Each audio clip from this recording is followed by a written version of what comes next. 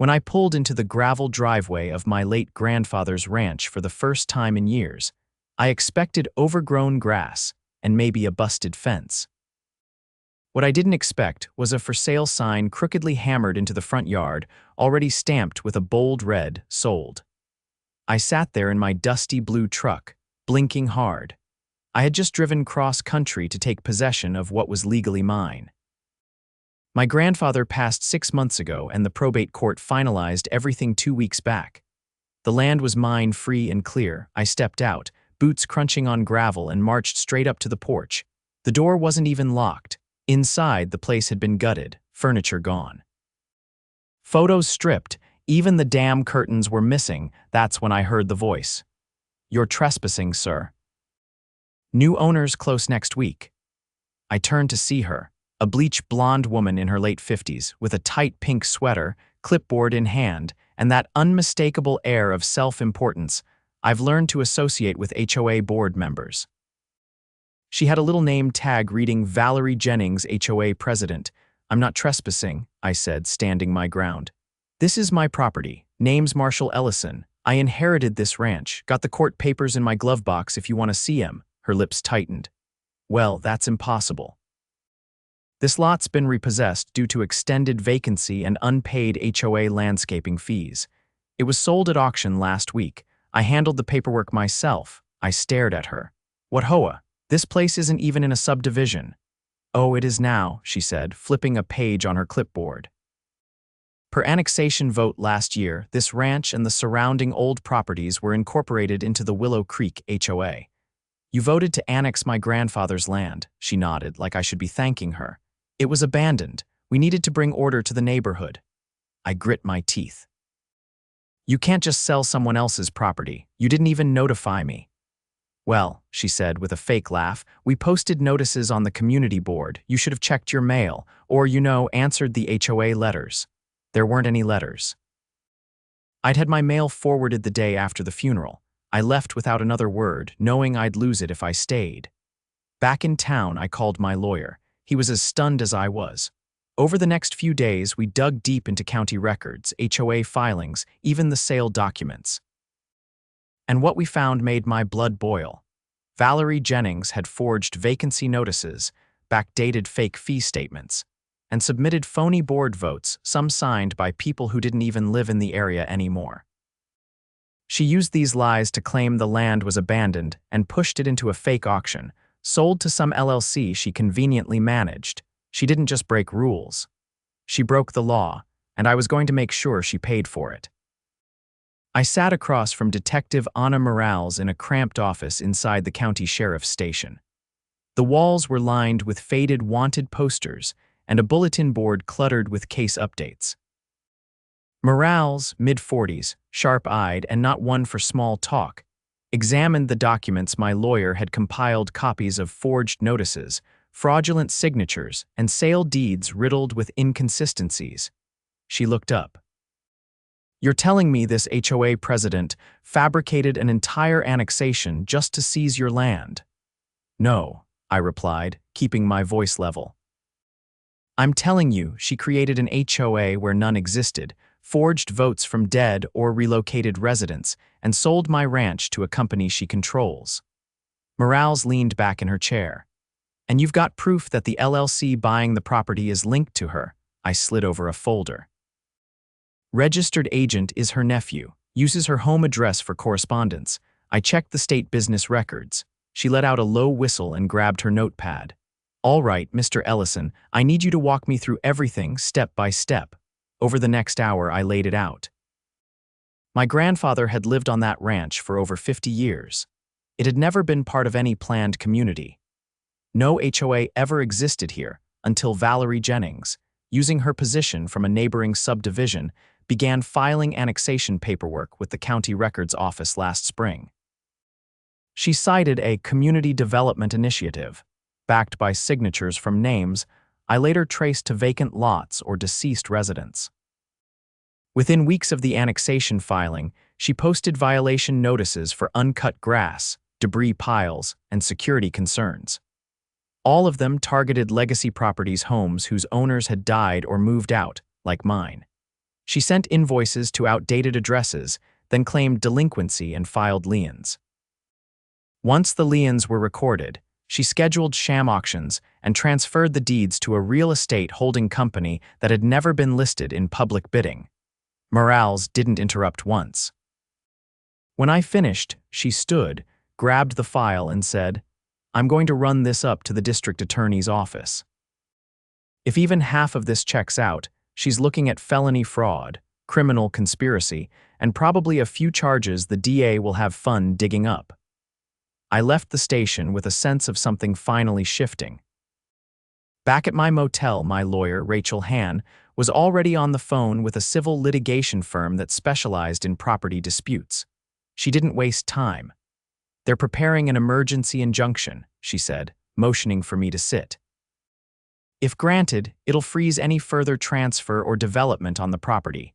That means no bulldozers, no construction, and no flipping the land until this is settled." "Good," I said. "Because if I see a single post hole dug on that ranch, I might lose my temper." She nodded toward a stack of printed emails. "Also, I found something else. Valerie's been in contact with a private developer. They were planning to break the land into luxury lots, sell them pre-construction. That's why she moved fast on your property. She needed the full tract to push the permit through." The next morning, we were in court. The judge, a silver-haired man with a reputation for hating bureaucratic overreach, didn't even need the full hour. He reviewed the evidence, looked up once and said, "This is a textbook abuse of power. Injunction granted. Full cease and desist on the LLC, the HOA, and all involved parties pending investigation." Outside the courtroom, Valerie was waiting. Her face was tight, her eyes hidden behind oversized sunglasses. She didn't approach me directly, just stood off to the side, arms crossed, whispering furiously to a man in a gray suit who looked like he regretted every choice that led him into her orbit. Rachel, never one to let an opportunity slip by, turned to me and said just loud enough for them to hear, "We'll be filing for damages next. $500,000 minimum. Probably more once we calculate loss of use, emotional distress, and legal fees." Valerie turned red. The man beside her paled. By the end of the week, the sheriff's office had launched a formal investigation. Detectives interviewed former residents whose names had appeared on HOA vote logs. As expected, most hadn't lived in the area for years. One had died in 2018. Another, a retired teacher, told Morales she'd never signed anything and had no idea her name was being used. Meanwhile, Rachel filed the civil suit. It named Valerie individually, her nephew's LLC, and the phony HOA board members, several of whom turned out to be friends of hers from a local country club. They had signed off on the annexation paperwork in exchange for promises of early access to the developed lots. The county clerk's office launched an internal review after we showed how their office had accepted the annexation without verifying the legitimacy of the votes. It turned out Valerie had a cousin working part-time in the records department who had rushed the filings through without proper scrutiny. He was quietly placed on unpaid leave. Local news picked up the story next. A reporter from Channel 9 showed up at the ranch with a camera crew, asking if I'd be willing to give an interview. I agreed, on one condition. They had to show the original family photos my grandfather kept of the ranch in its prime cattle grazing, the old farmhouse, the orchard he'd planted after retiring.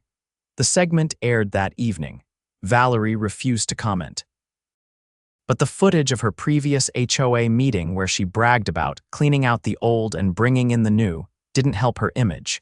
3 weeks later, the district attorney filed charges. Valerie was arrested for multiple counts of fraud, conspiracy to commit real estate theft, and filing false documents with a government office. Her nephew was charged as well, along with 2 of the faux board members.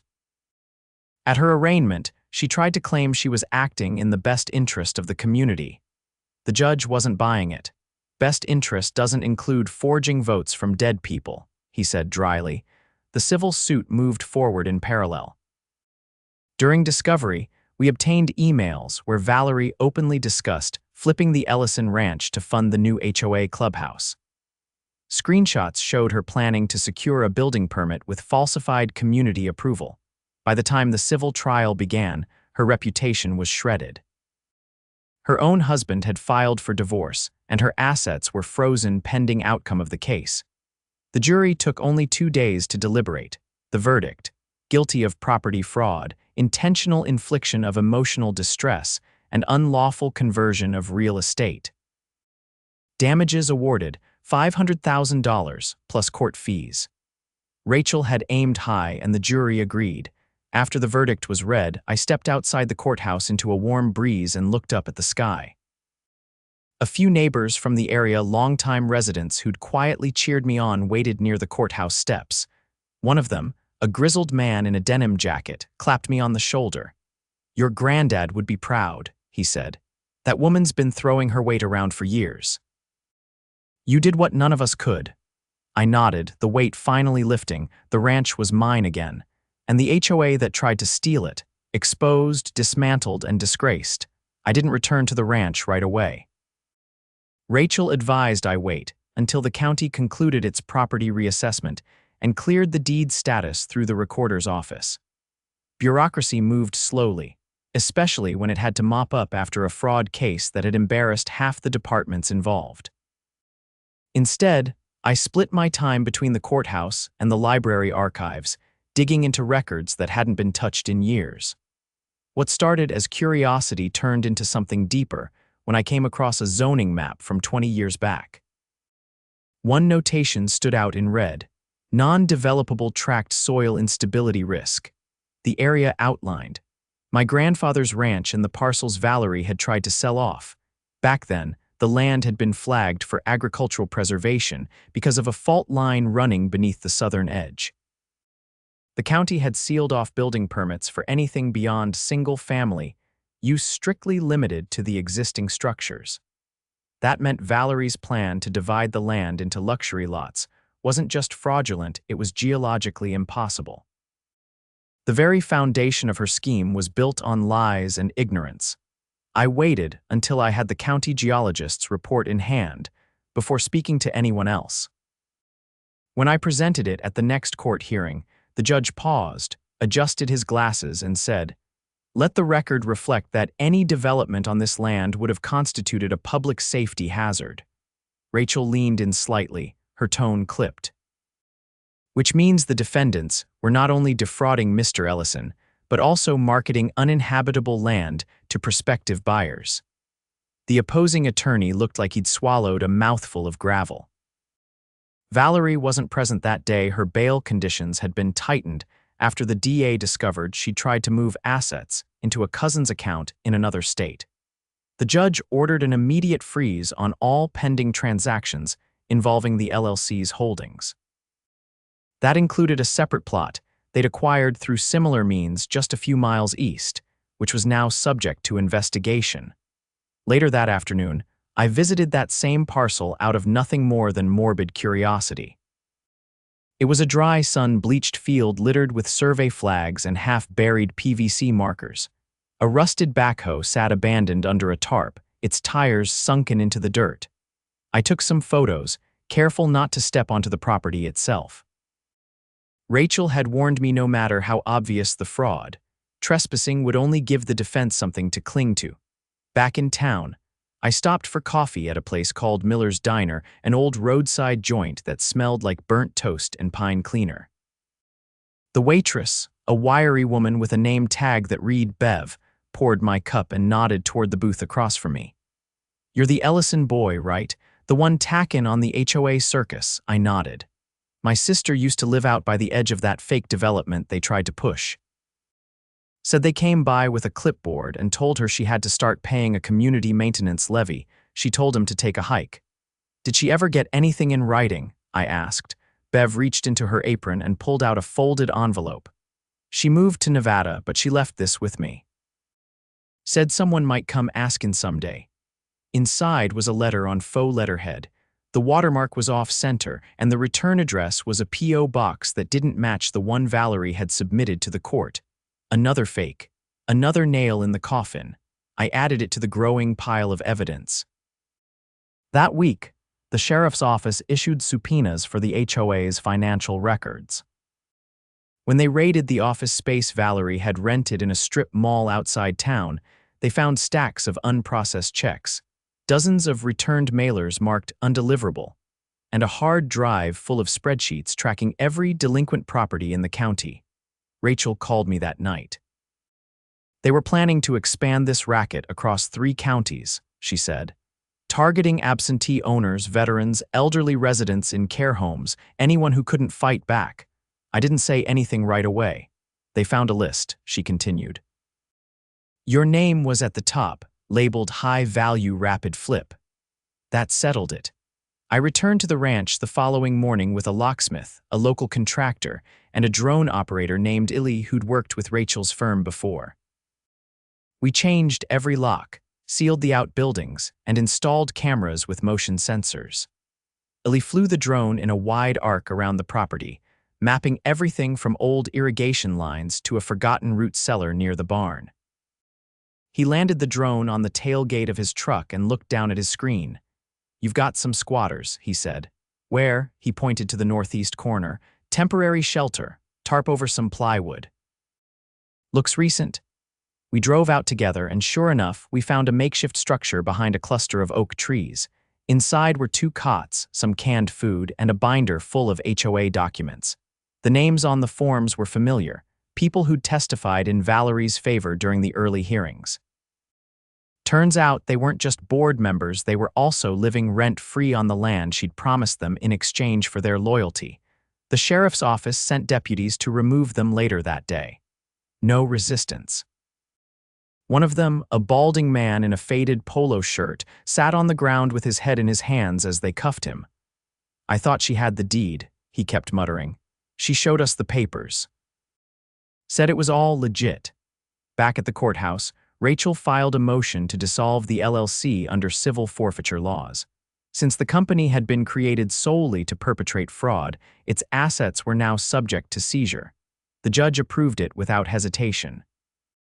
That gave us access to bank records, which revealed the extent of the operation.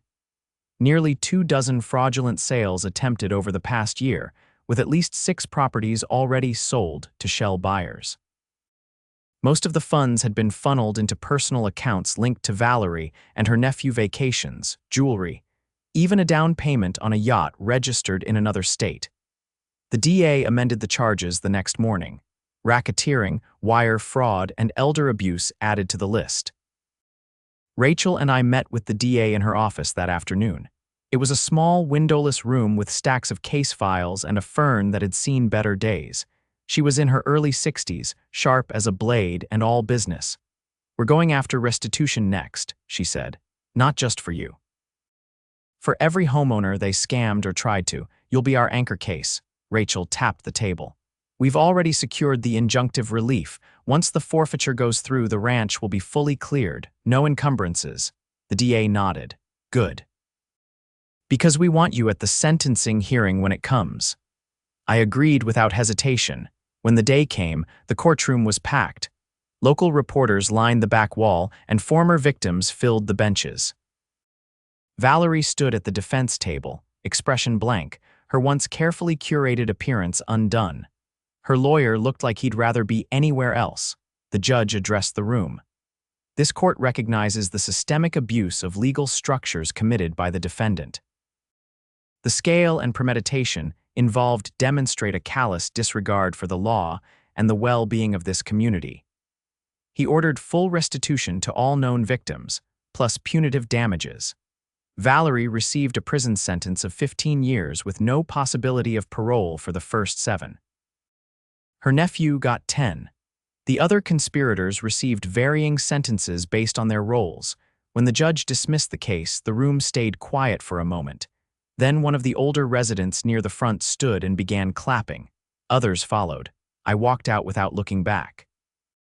That evening, I returned to the ranch for good. No cameras, no legal papers, just quiet. The contractor had finished the repairs on the farmhouse, and the front porch light glowed steady in the darkness. I stood on the porch and looked out over the fields, thinking about the people who'd tried to tear this place apart for profit, and the ones who'd helped put it back together. Justice, when it comes slow, hits harder. A pair of hawks circled overhead as I crossed the pasture, boots sinking slightly into the soft spring soil. The grass had come back thick after the winter rains, and the irrigation system, revived by a local crew I'd hired, was running smooth. The ranch looked alive again. Not just maintained, but breathing. Like it had been waiting for someone to bring it back. Most of the repairs were done. The roof had been replaced, the barn reinforced, and the porch beams sanded down and sealed. The contractor, a quiet man named Gus who used to know my grandfather, had refused a formal contract. "Just write me a check when it's done, Marshal. Family land deserves better than invoices." I kept my promise. But it wasn't just the buildings that needed fixing. When the dust settled from the trial, more stories started surfacing. Rachel had warned me this would happen. Fraud like this never stops at one victim. Over a dozen families came forward, some from different counties. Most had been elderly, some recently widowed. The pattern was always the same: forged fees, fake notices, forced sales, and a twisted paper trail that made it nearly impossible to push back. The DA's office created a task force. I was asked to consult, not as an expert, but as someone who knew the web Valerie had spun better than anyone. I agreed, but only on one condition. "These people don't just need their property back," I told the lead investigator. "They need someone who's not going to let the courts drag it out for years." He agreed. The task force expanded its scope. A state-level audit followed. Meanwhile, the LLC was gone, legally dissolved after the civil judgment. But one of the forensic accountants Rachel brought in found something buried: an offshore account in the Cayman Islands, linked to a consultant Valerie had hired 2 years earlier.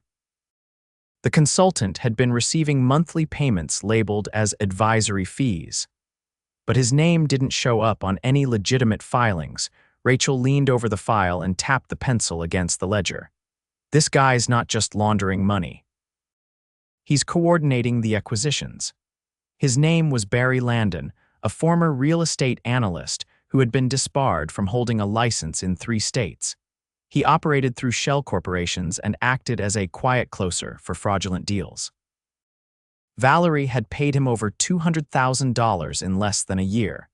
The DA filed new charges. Barry was arrested in Arizona, trying to pitch a green community initiative to a retirement village board.